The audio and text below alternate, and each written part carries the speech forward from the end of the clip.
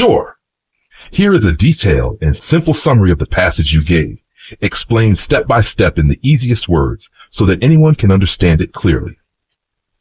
In the year 642 CE, an event took place in South India. It was a time of revenge and war between two powerful kingdoms, the Pallavas and the Chalukyas.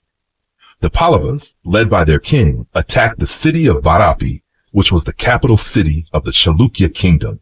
This attack was part of a revenge mission. The Pallavas had likely been wronged earlier, and now they were striking back. Vat, very wealthy city. Over many years, the Chalukya kings had collected gold, treasures, and built grand temples there. When the Pallava army captured the city, they looted everything. They destroyed the king's palace, killed many men, and took women as prisoners. They also robbed the temples, taking away valuable items and holy idols. One special thing they took was the Vatapi Ganapati, a statue of Lord Ganesha. According to a legend told by people later, this idol was taken by the Pallava army and moved to a temple in their own kingdom. That temple was called Uttarpati Swara Swami Temple, located near a town called Nagapattinam in modern Tamil Nadu. This Ganapati idol became very famous later. Today, it is the subject of a famous song in Carnatic music, a classical music style from South India. Extra details to help you understand. Pallavas and Chalukyas were two powerful kingdoms in South India around 1,400 years ago. They were often at war. Vadapi, now called Vadami, was the Chalukya capital, art and temples. Ganapati Ganesha is a god with the head of an elephant. People worship him for wisdom and good luck. Carnatic music is a traditional South Indian music style used in devotional songs. The story of Vatapi Ganapati shows how religious objects also became part of history and war.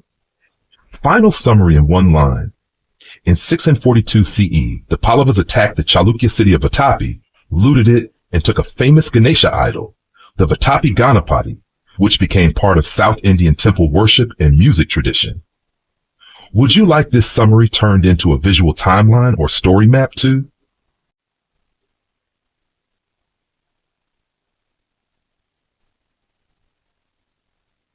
Here's a great, detailed summary, explained clearly and simply so you can understand every bit of it. This passage talks about a major event in South Indian history, when the Pallava king Narasimhavarman I defeated the Nasek and captured the Chalukya capital, Vadapi, modern-day Vadami, around the year 642 CE. 1. After the destruction of Vatapi, when Vatapi was attacked and destroyed by the Pallava army, many people who lived there fled the city. These people included immigrants from other places, such as religious teachers, temple builders, traders, cooks, cleaners, and small sellers. They had to run away quickly what they could and were too scared to return for many years. 2. The Pallava king sends a warning.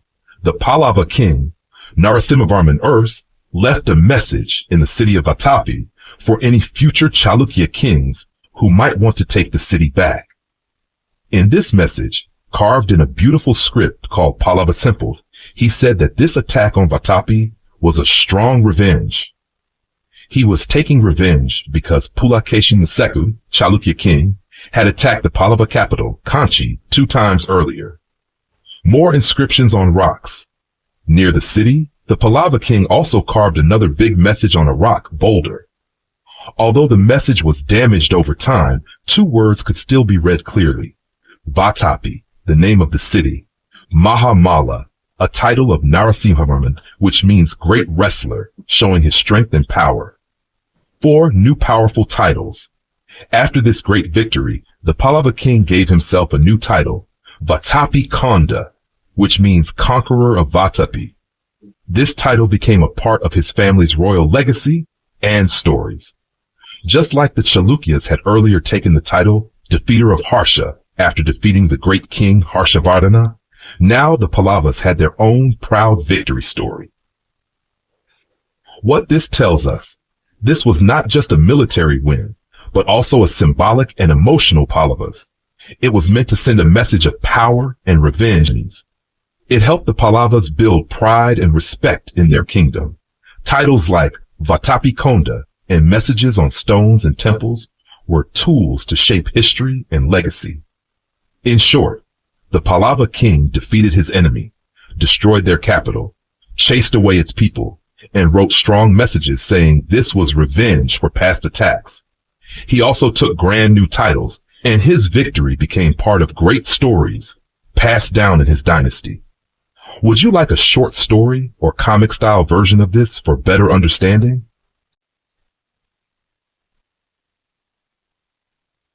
Here is a great, detailed summary of the passage, written in the simplest and clearest way possible, like you're learning from the best teacher in the world.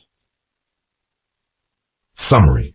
After winning a major war against the Chalukyas, King Narasimhavarman I of the Pallava dynasty wanted to make sure that the Chalukyas would never forget their big loss. But instead of just writing about it or making statues, Narasimhavarman did something very smart and creative. He used an old and funny mythological story to show off his victory and make himself look powerful and legendary. The myth he used. There's a famous story in Indian mythology about a wise sage named Agastya and a demon called Vatapi. Vatapi had a special trick. He could turn into a tasty meat dish, like a curry. He would do this to trick hungry travelers into eating him.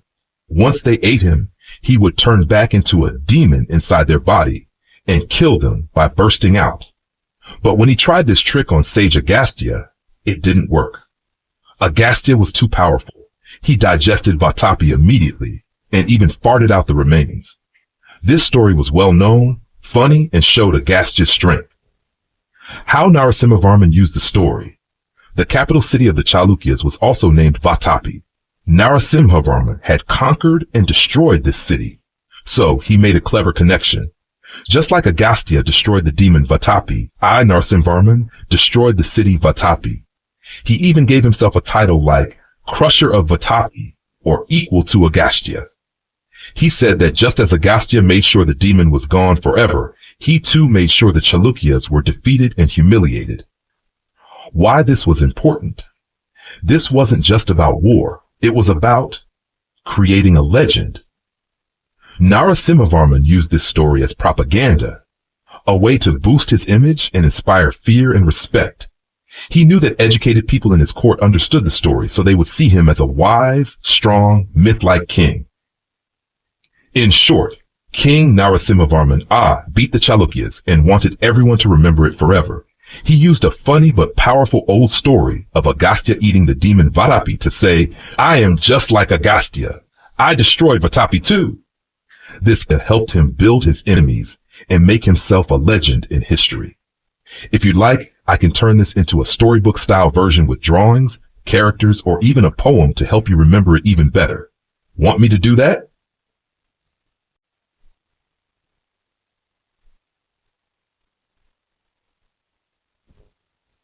Here is a great detailed summary of the passage, written in the simplest and clearest way possible so that anyone, even with no history background, can understand.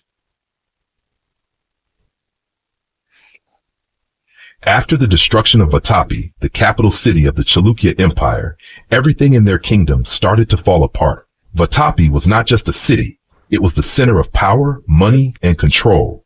Without it, the Chalukya rulers lost their main source of income, which they used to run the government, pay their army, and manage the kingdom.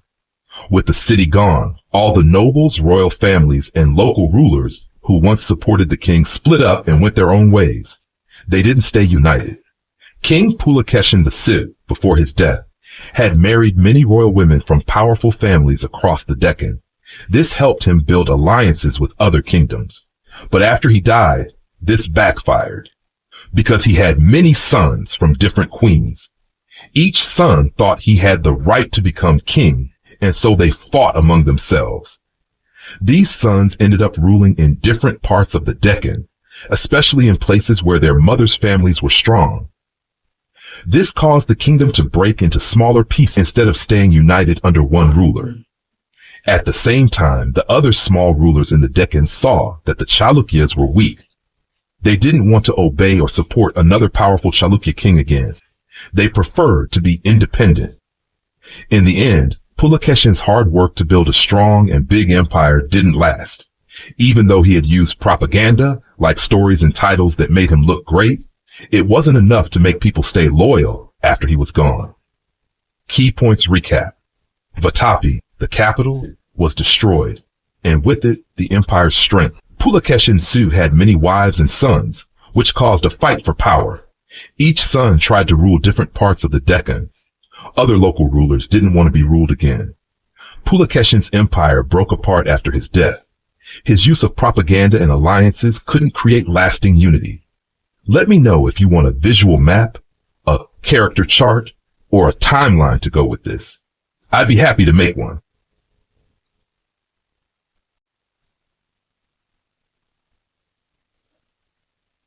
Here's a great detailed summary of the passage in very simple and clear language.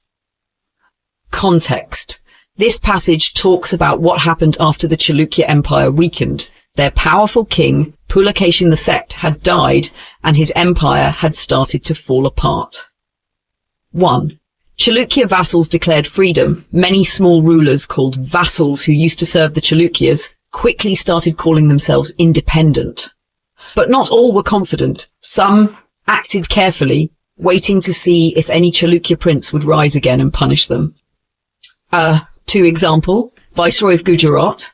The Viceroy, governor of southern Gujarat, started calling himself a king, Raja, but he didn't fully act like a free ruler because he was afraid a strong Chalukya might come back and defeat him.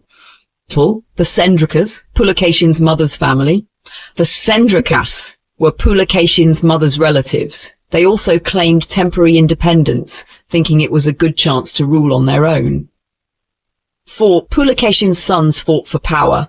Pulakeshin had many sons because he had married women from different royal families. His eldest son went to Kurnool, Andhra Pradesh, and declared himself emperor, took the title Sri Prithvi Vallabha, but he died within a year. He was killed secretly, assassinated, or died in battle. 5. His son also failed. The eldest son's son became ruler next, but he also failed. He wasn't lucky either. 6. A younger son and his wife, one of Pulakeshin's younger sons, also tried to rule. We don't know much about him. We only know about him from the inscription stone writings of his wife, Vijaya Mahadevi. 7. Vijaya Mahadevi, a strong queen. Vijaya Mahadevi was the first powerful queen we read about here. She became a regent, meaning she ruled in place of her young son until he was old enough. 8. Her possible past as a courtesan. Some people believe that before becoming queen, Vijaya Mahadevi was a courtesan, a woman who entertained or served in royal courts. She wasn't ashamed of it. In one of her land grant documents, the name Bodivodi appears, and names ending in Vodi or Poti were by courtesans. Scholars think Bodivodi and Vijaya Mahadevi might be the same person. Final understanding. After the Chalukya Empire broke apart, everyone wanted to become a ruler. Vassals, relatives, sons. Most of them failed, some died early. A strong woman, Vijaya Mahadevi, stepped in and ruled bravely, possibly rising from a courtesan to a queen. Let me know if you'd like a full chart of events, a timeline, or a quick quiz to check your understanding.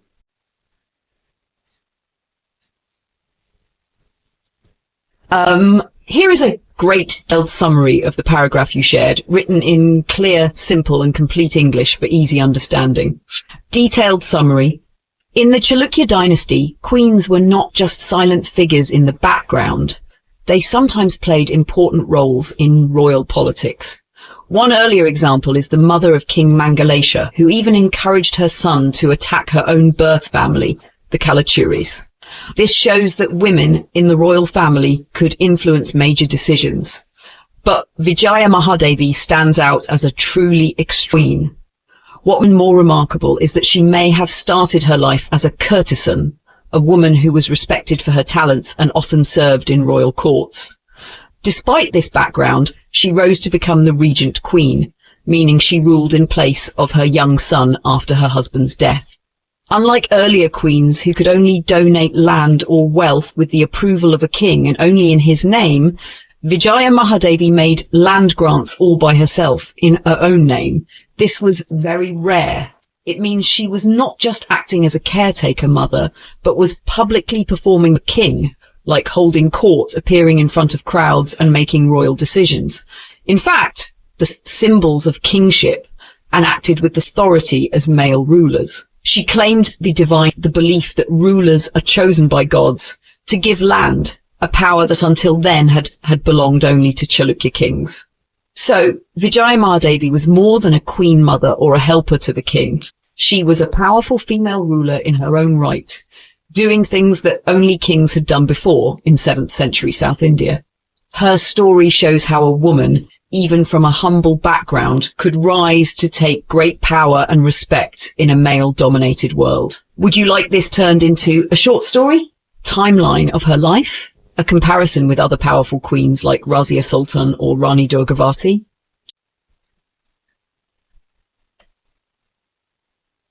Here is a great detailed and easy to understand summary of the paragraph you shared, written in the simplest possible language. Detailed summary. In the time of the Chalukya dynasty, most royal women, queens and princesses were not allowed openly or take part in public politics like men. They usually stayed in palace, especially women's section called the Anpuram, meaning inner city.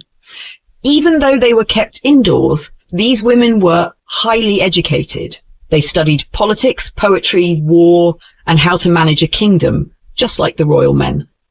Often these royal women were married off to form political alliances. That means their marriages were used to build peace or friendship between kingdoms, like a deal. Because of this, some people think they were just used for politics or only played the role of good mothers and wives. But that's not true. These women were strong, smart, and influential, while the men of the royal family went to war and fought with swords on the battlefield. The women were competing for power and respect inside the palace. They used their intelligence, charm, and connections to gain attention and importance. The royal palace itself became a different kind of battleground, full of strategy and ambition. Princesses in those times didn't come into the palace empty-handed. They brought dowries, money, gifts, or land from their families, retinues, a group of personal servants and helpers, and had connections both inside and outside the court with relatives and other powerful people. Some were even given regular money, stipends from the kingdom, showing that they were officially recognized and supported. In short, even though most Chalukya royal women stayed inside the palace, they were powerful, smart, and ambitious. They were not just wives or mothers, they were skilled in politics and war, had their own wealth, and fought for influence and honor in their own way. The palace wasn't just a home, it was a place where these women showed their strength. Let me know if you'd like this turned into a short illustrated story or timeline. I can make it even more fun to remember.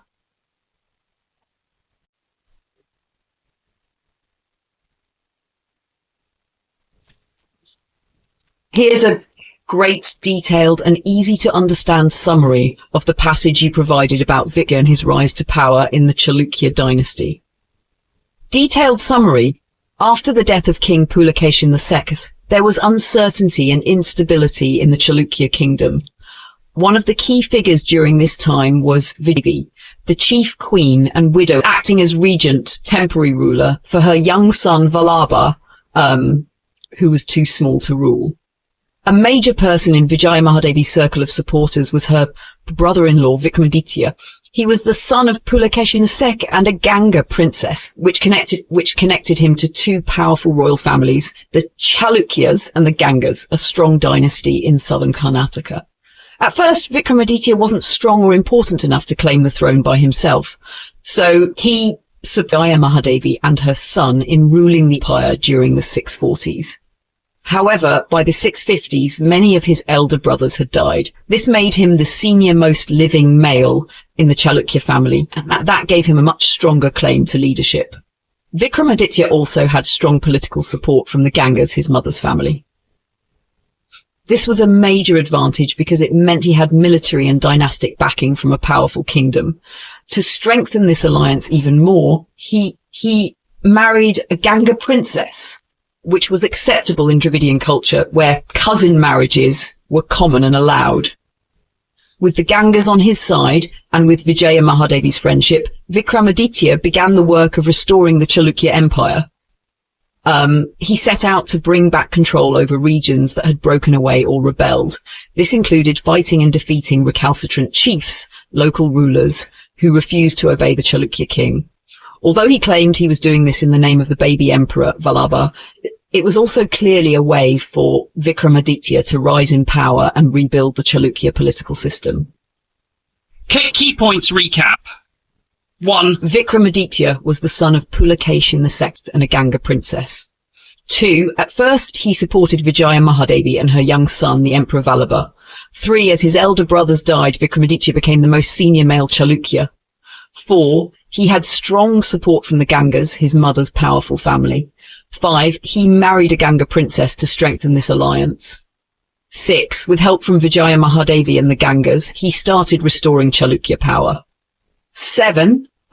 He fought and defeated rebel chiefs, officially in the name of the infant emperor, but really to re-establish Chalukya control. 8. His actions laid the foundation for rebuilding the Chalukya Empire after a period of instability. Would you like this turned into a diagram, timeline, or flashcards to make studying even easier?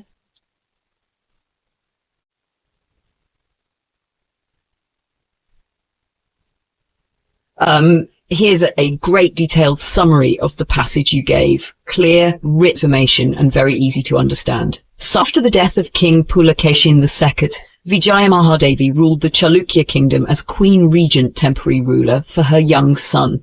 However, her brother-in-law Vikramaditya, a prince with a royal Ganga mother, began to grow more powerful during this time. We don't know what Vijaya Mahadevi felt about Vikramaditya's increasing influence. She might have secretly planned ways to protect her son's right to the throne, because if Vikramaditya took power, both her son and she would lose control. At the same time, Vikramaditya married a powerful Ganga princess named Ganga Mahadevi. She was high-born and likely saw herself as more deserving of respect than Vijaya Mahadevi, who had once been a courtesan, a woman who performed music, dance, and sometimes companionship for kings and nobles. There may have been silent rivalry between the two women, as Ganga Mahadevi would not have wanted to be less important than a former courtesan. Despite possible tensions and ambitions, both women had a shared interest. They both supported Vikramaditya as he worked to rebuild the Chalukya Empire. Their goals were temporarily aligned, even if their personal feelings were not. With support from his powerful Ganga relatives and from Vijaya Mahadevi, Vikramaditya started lost territories, slowly restoring the Chalukya political network. He even recaptured Vatapi, the old capital city. An important symbolic act followed. When the Narasimha had defeated the Chalukyas earlier, he had cut a rock, bragging about how he had and insulted them. But nearly 10 years later, after regaining power, the Chalukyas erased that insulting message. It was a sign that they were back in control and had restored their dignity. Key themes in this summary: power struggle between a queen mother and a rising prince, tension between women in royal circles, former courtesan versus highborn princess, politics of alliances through marriage, rebuild an empire, erasing past insults to reclaim honor. Let me know if you'd like a visual chart, timeline, or Q&A format based on this.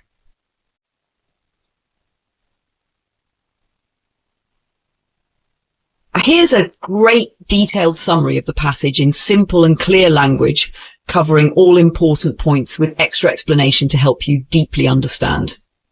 Our summary: after a long and tiring period of wars between two powerful regions in South India, the Deccan, home of the Chalukyas, and Tamilakam, home of the Pallavas, peace finally came, but only for a short while. These two areas had natural reasons to keep fighting again and again. The main reason was the region called Vengi, located in what is now coastal Andhra Pradesh. This area was very important for trade, especially for access to eastern ports. If the Deccan kings captured Vengi, they could trade by sea. If Tamilakam controlled it, they could dominate all sea trade along the east coast. So Vengi was like a golden gateway that both sides wanted badly. In the middle of all this, Vikramaditya Chalukya rose to power. He was a prince of the Chalukya family. By now, he had gained a strong reputation. Many of his family's old allies' vassals returned to support him and follow his leadership once again. But Vikramaditya wasn't just trying to rebuild power, he wanted revenge. Years ago, his father, Pulakeshin the Sioux, had been killed by Narasimha Pallava, the king of the Pallavas, from Tamilakam. Vikramaditya wanted to punish Narasimha for that. Before that, though, to fight members of his own family, he had to remove or defeat his relatives, including the powerful Queen Regent Vijaya Mahadevi and her infant son, who had been ruling as a placeholder.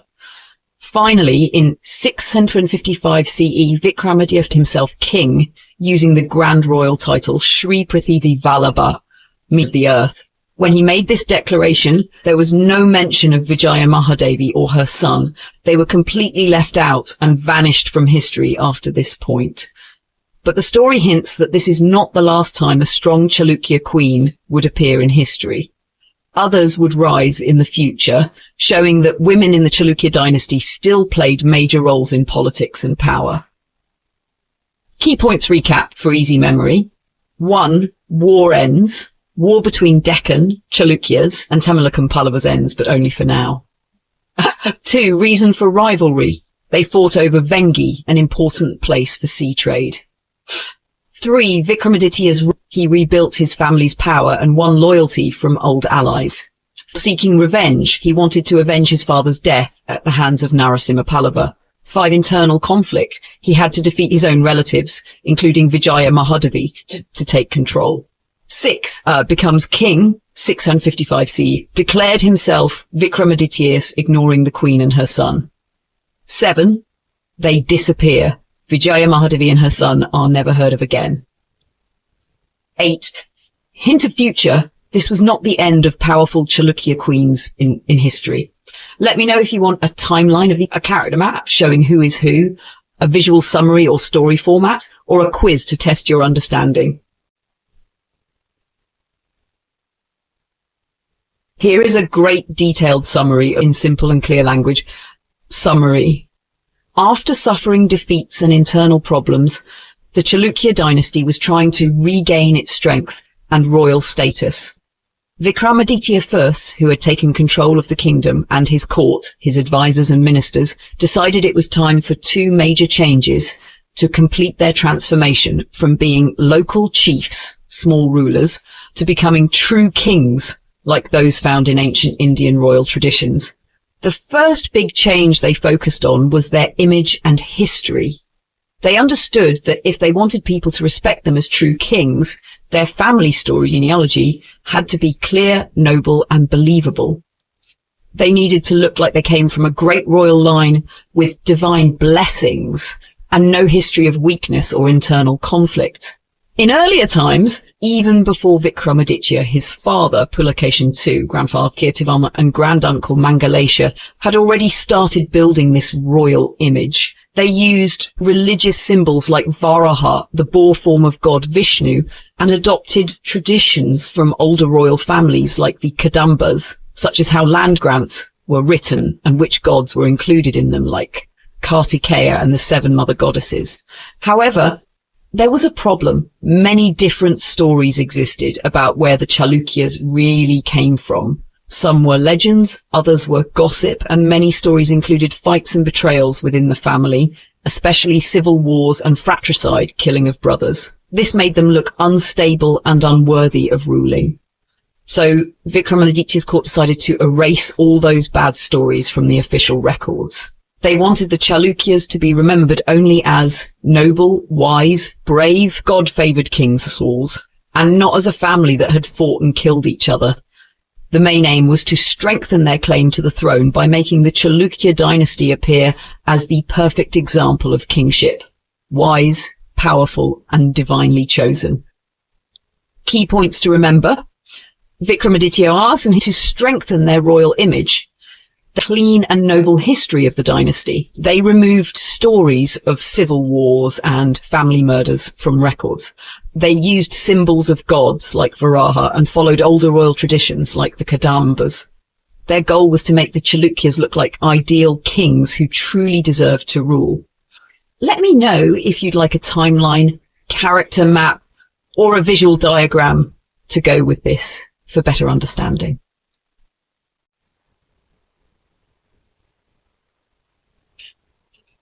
Sure! Here's a great detailed summary of the passage you just shared, written in the simplest and clearest way so that anyone, even a beginner or child, can understand.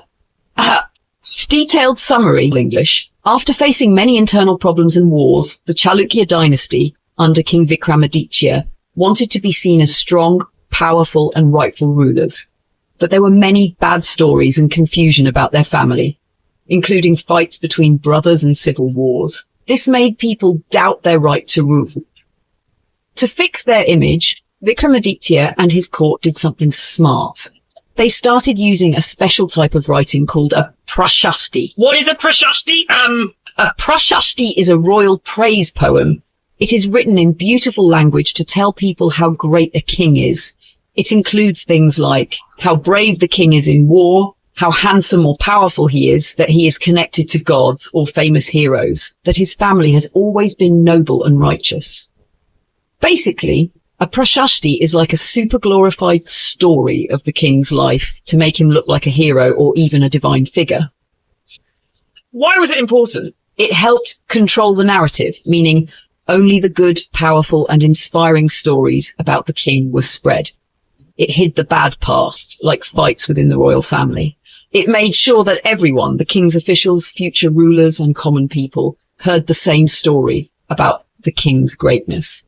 These prashastis were often attached to land grant documents and read aloud in public, so more people would hear and believe them. Why did the Chalukyas need this? In the mid-600s CE, the Chalukya Empire was going through a tough time. There was political instability, and Vikramaditya needed people to trust him. Using the prashasti was a way to build a royal image, strengthen political control, and silence doubts about his rule. In short, Vikramaditya used prashastis, royal praise writings, to make sure everyone saw him as a great king from a godly and heroic family. These writings helped erase bad memories of past family fights and united his empire with one strong, powerful story about the king and his right to rule. Would you like me to turn this into flashcards, a mind map, or a comic-style story?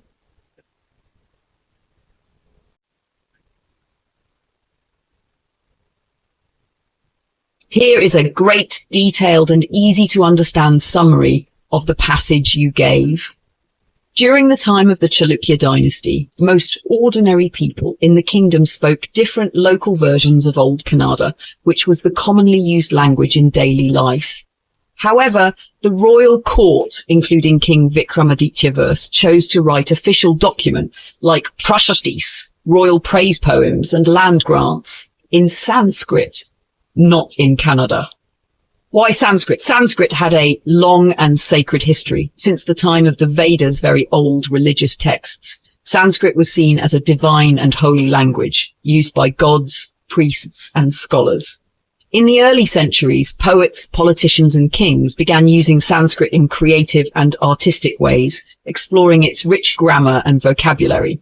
This led to a literary explosion. Many new myths, epics, poems, religious stories, and plays were written in Sanskrit across all parts of India. By the 7th century CE, Sanskrit had become the most respected language for learning, religion, power, and literature. It became the language of the elite upper classes and helped create a shared cosmopolitan culture, a kind of common world for educated people across regions. The Chalukya kings, including Vikramaditya, used this Sanskrit culture to their advantage. They introduced their region, the Malaprabha Valley. They gave themselves fancy Sanskrit titles and used myths and religious ideas written in Sanskrit to prove they were powerful, chosen by gods, and had the right to be kings. By using Sanskrit in royal records, they made their rule look more glorious, respectable, divinely approved, even if common people couldn't understand the language. In simple words, most people spoke Old Kannada. Kings used Sanskrit for important stuff. Sanskrit was seen as holy and powerful, Writers used Sanskrit to make stories, poems, and plays. Sanskrit became the main language for smart and powerful people. Chalukya kings used Sanskrit to show they were great and chosen by gods. Would you like this as a mind map or bullet notes for quick revision?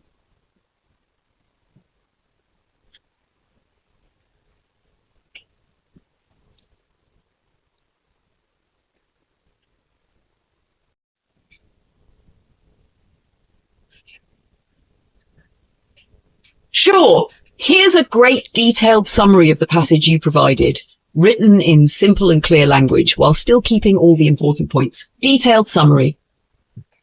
For over 500 years, all kings from the Chalukya dynasty began their prashastis, royal praise poems, with the same grand opening line. This line praised Varaha, the boar form of the god Vishnu, who, according to Hindu mythology, saved the earth by lifting it out of the ocean with his tusk. The Chalukyas used this powerful image to show that, just like Varaha, they were protectors and saviors of the earth and their people. This special Sanskrit verse became very well known across the Deccan region, southern India, and was widely remembered, almost like a royal slogan or jingle that everyone knew. It helped build a royal image of the Chalukyas as godlike kings who brought peace and order to the world. Even though these kings lived in luxury and fought violent wars, they wanted to be seen as moral and righteous rulers, doing their royal duty, dharma. Their rule was presented as a blessing for the land, and they claimed that because of them, the earth was safe and peaceful.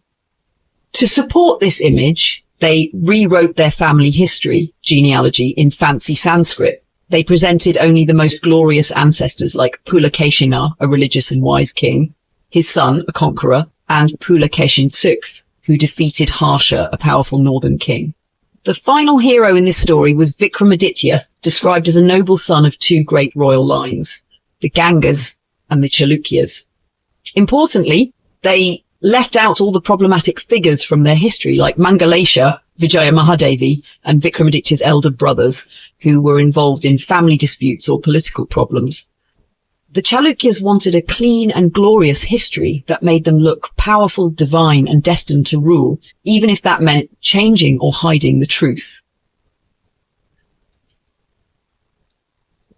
Chalukyas used a famous Sanskrit verse to link themselves to god Vishnu, Varaha. This created an image of the king as a savior who brings peace. Their royal history was carefully edited to include only great achievements. Controversial or embarrassing parts of their family story were removed. Sanskrit was used as the language of power and class. The goal was to show the Chalukya kings as divine, strong, wise, and rightful. Let me know if you want this to flashcards or a flowchart for easier study.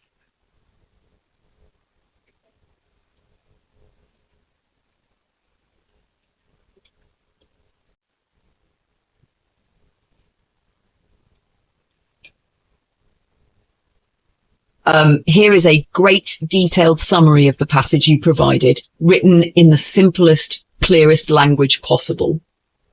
Detailed summary of the passage in simple language. 1. Prashastis, fancy praise writings of kings.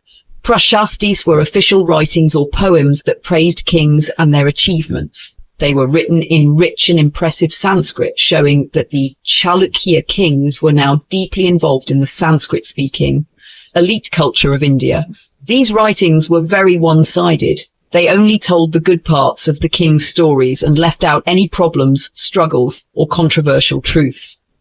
2. Problem with historical records. Today, most of the written documents we have from that time are these prashastis. Because of that, our knowledge of medieval Indian history is not balanced. We mostly see the version that kings wanted people to believe. We miss out on the real, more complex stories of people's lives, politics, and society. 3. Vikramaditya and his religious shift. In the year 660 CE, 5 years after he became king, Vikramaditya made a major religious decision. He changed the religious alignment of his dynasty from their older beliefs to Shaivism, the worship of Lord Shiva. This was a smart political move. Many people and powerful religious leaders in the Deccan region were already becoming so by joining them, he strengthened his position as king. For the Shaiva ceremony at Maruru, Vikramaditya underwent a special religious ritual called Shiva Mandala Diksha, kind of initiation into the community of Shiva worshippers. The event happened in Maruru, a famous pilgrimage site where the Krishna and Tungabhadra rivers meet, a very holy location. This place also had historical importance because his father Pulakeshin II had also been there earlier in the 620s. The 5. Rewarding the Shaiva priest. The Shaiva priest guru who led the ceremony was rewarded generously. He was given the entire income of a village. This shows how important Shaiva priests were becoming in society and politics. 6. Spreading Shaivism. That priest then shared pieces of land from that village with other Shaiva priests. This shows that Shaivas had a well-planned system to spread their influence by building networks, sharing land, and gaining loyal followers. It wasn't just religion, it was also about political and social power. What this tells us? Kings used religion not only for faith but also for power and control. Religious leaders and institutions like the Shaiva priests also played a big role in politics. Historical writings like Prashastis can be biased, so we must read them carefully and critically. The Chalukyas were part of a changing world, and they adapted their beliefs and alliances to stay strong. Would you like a visual diagram? Mine. Or Q&A based on this. I can also break this summary further into sections like religion, politics, culture, and history, if that helps.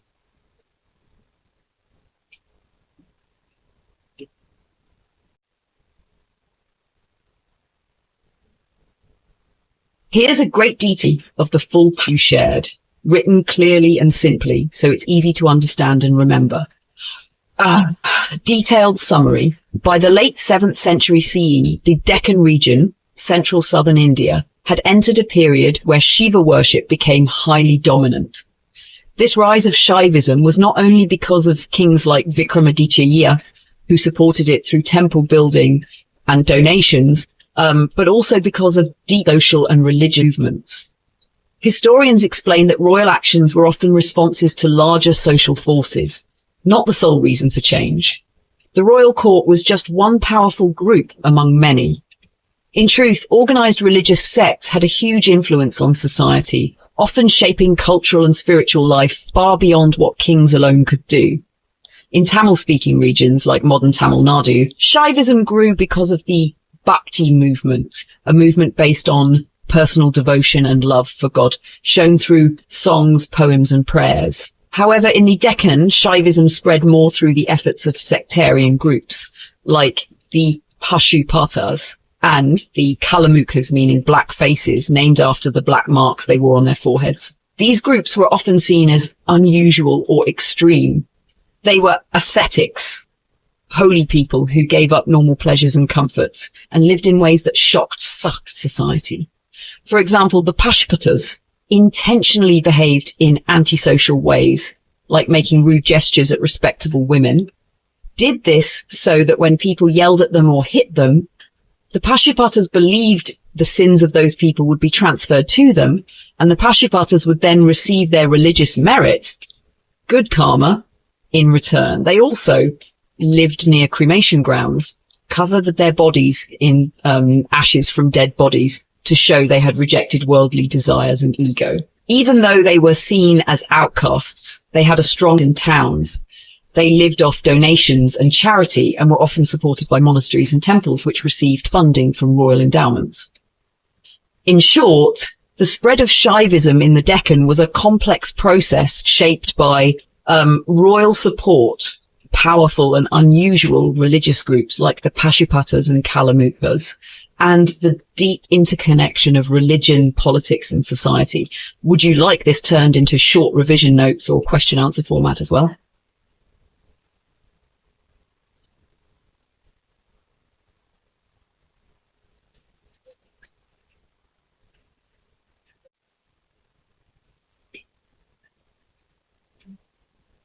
Sure. A detailed summary of the passage in the simplest, clearest language, all key points and extra background to help you understand deeply. A detailed summary. 1. Who were the Pashupatas?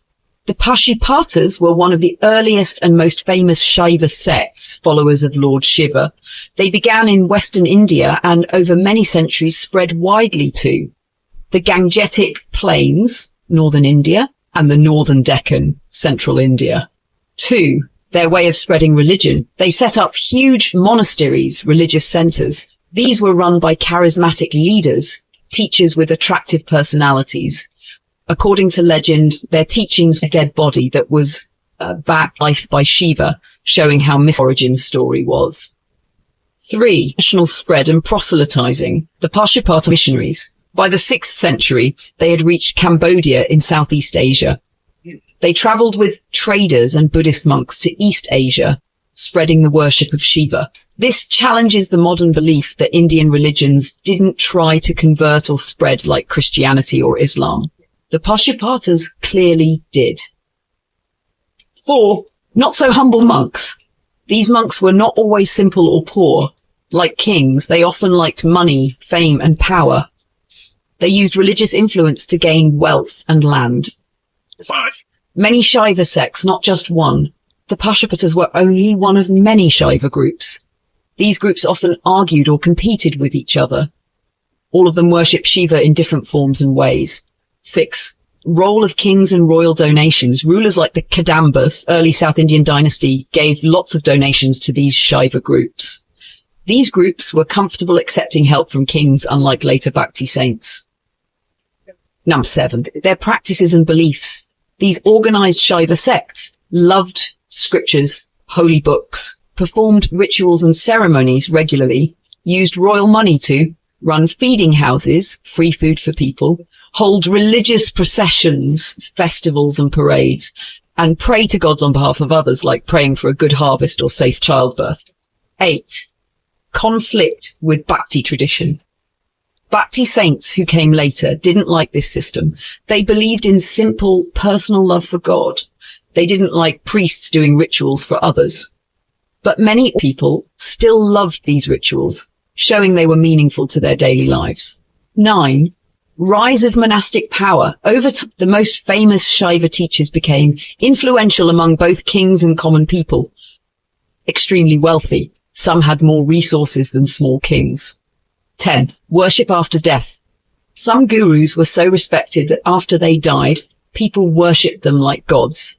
Temples were built for them, and they were honored through Shiva lingas, symbols of Shiva. 11. Long-term impact. These monasteries and teachers shaped how people worshipped Shiva in daily life across South India. Their influence became deeply rooted in local religion, affecting culture, festivals, temple traditions, and more. In short, quick recap. Pashupatas were powerful Shiva worshippers who spread their faith across India and even to Cambodia. They believed in rituals, scriptures, and accepted royal support. They became very rich and influential, even more than kings sometimes. Some people worshipped their teachers as gods after death. Their way of practicing Shaivism shaped the daily religious life of millions in South India. They were very different from Bhakti saints who believed in simple love for God without rituals. Let me know if you'd like this turned into mind map, timeline, or odds for easier study.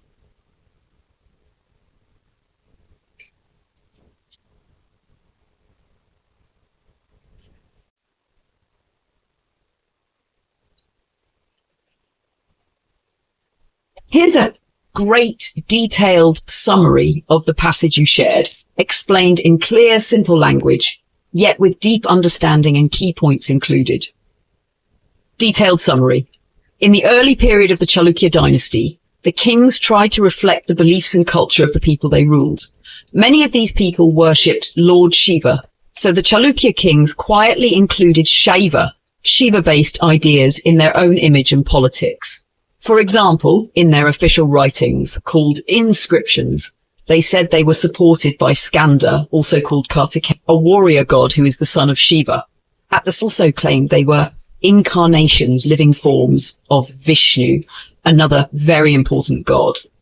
This showed that they were trying to please both Shaiva, Shiva-following, and Vaishnava, Vishnu-following groups, keeping multiple religious communities. Things changed in 660 CE when Vikramaditya, a Chalukya king, faced a serious crisis, likely political or military problems. He decided it was no longer enough to simply show light Shaiva influence. He now chose to actively and openly align himself with powerful Shaiva religious institutions, such as temples and monastic orders, groups of monks. Even though the Pallavas, his rival dynasty, were also strong followers of Shiva, Vikramaditya didn't let that stop him. He understood that the Shaiva religious groups had become very powerful, not just spiritually, but socially and politically too. To rebuild and strengthen the Chalukya kingdom, also called its political network, Vikramaditya knew he had to make alliances with powerful groups. And in that time, no group was more powerful than the organized Shaiva sects, who controlled money, land, temples, and influence over people. Key points. Chalukyas used both Shaiva and Vaishnava symbols to show power and please all religious groups. Their inscriptions mentioned Skanda Kartikeya, Shiva's son, and claimed Vishnu-like qualities.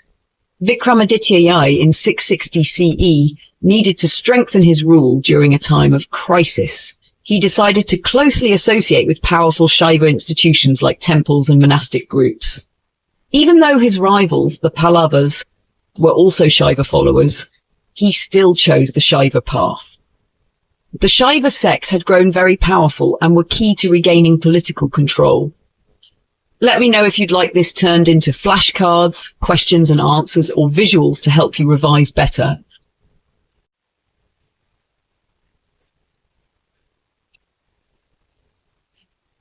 Here's a great detailed summary, written clearly and simply so you understand everything deeply.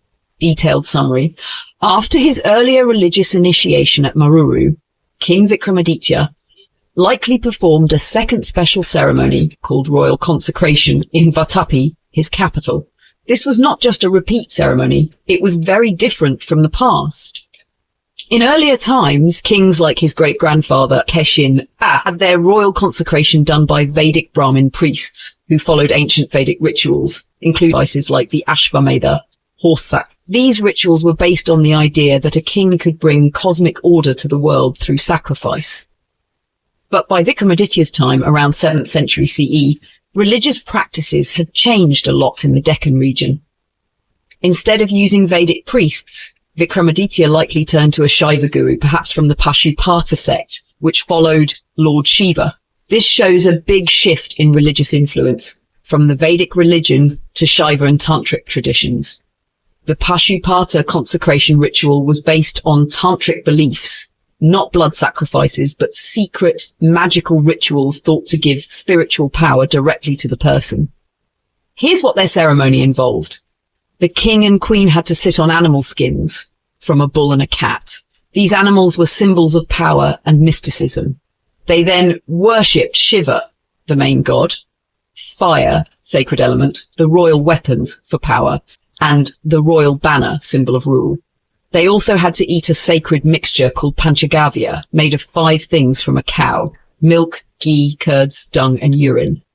Cows were holy, and their products were believed to purify and bless the body. They ate rice porridge cooked on sacred fire, and even cleaned their teeth with twigs, a traditional and sacred way of cleansing. Unlike Vedic rituals that tried to fix or balance the whole universe through sacrifice, Pashupata and Tantric rituals focused on giving direct power to the person doing them. This change in religious style tells us that kings like Vikramaditya found Tantric and Shaiva beliefs more appealing because they didn't require massive sacrifices, were more mystical, and gave the king a sense of personal divine power. In short, the Deccan's religious landscape had changed, and Vikramaditya's consecration reflected this shift away from Vedic Brahmin rituals and toward Shaiva, Tantric, and mystical practices.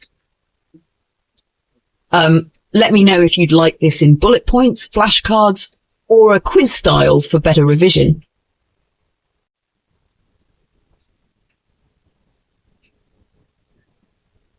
Here's a great detailed summary message in simple, clear language. summary of King Vikramaditya. After being initiated into Shaivism, the worship of Lord Shiva, King Vikramaditya took part in a royal crowning ceremony called Rajabhisheka. This was a very important and traditional ritual that many Indian kings followed. The ceremony contained 16 sacred mantras, and holy water was poured on his head to declare him king in a sacred way. But it wasn't just Vikramaditya who took part. Holy water was likely sprinkled on the front rows of his finest soldiers, too. These soldiers were standing ready in the early morning sun. Their hair was neatly tied and oiled. Their swords were sharp, and their shields were freshly painted with powerful images like boars, lions, elephants, and flowers, symbols of strength and beauty. Leading this grand event was the Chalukya royal flag, which had a picture of a boar, now specially blessed by Lord Shiva. This flag marched ahead of the king's army. Vikramaditya proudly on his favourite horse, a two-coloured piebald horse named Chitrakantha, which had been imported at great cost from a western port that the Chalukyas had recently regained control of.